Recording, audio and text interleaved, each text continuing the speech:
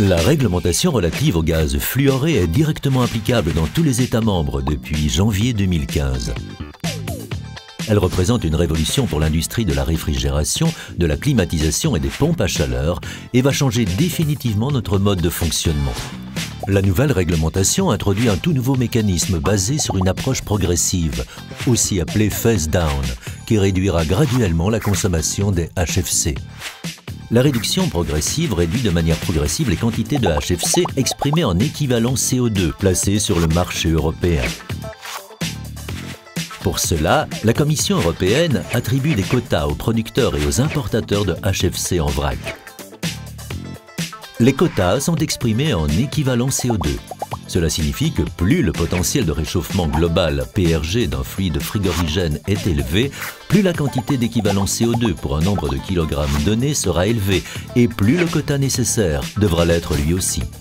Par exemple, 10 kg du fluide frigorigène R134A qui dispose d'un potentiel de réchauffement global, PRG, de 1430, correspondront à une quantité de 10 kg multiplié PRG 1430, soit 14 300 kg d'équivalent CO2.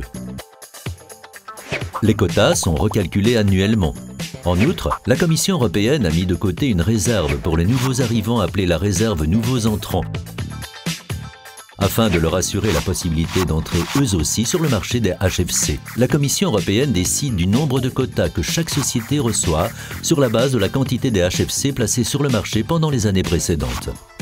Les quotas qui n'ont pas été utilisés par les producteurs ou les importateurs ne peuvent pas être stockés, ils seront donc inutilisables l'année suivante. Les quotas sont distribués gratuitement aux sociétés utilisant des HFC en vrac, qu'elles soient basées à l'intérieur ou à l'extérieur de l'Union européenne.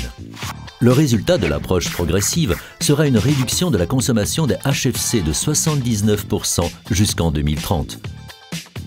Pour cela, l'industrie et les utilisateurs devront opter pour des fluides frigorigènes à moindre PRG. Avec la nouvelle approche progressive et la transition vers des fluides à moindre PRG, la plupart de ces derniers seront soit inflammables, soit toxiques, soit ils fonctionneront avec une pression élevée. Des compétences spécifiques seront nécessaires pour travailler avec ces fluides et les normes et codes régissant l'industrie et les bâtiments devront être adaptés en conséquence. L'ensemble de l'industrie doit s'adapter et utiliser des fluides frigorigènes à moindre PRG, et ce à partir d'aujourd'hui. D'autres questions? Contactez-nous. EP, heating and cooling is your life and our mission. Follow us at EP Secretariat.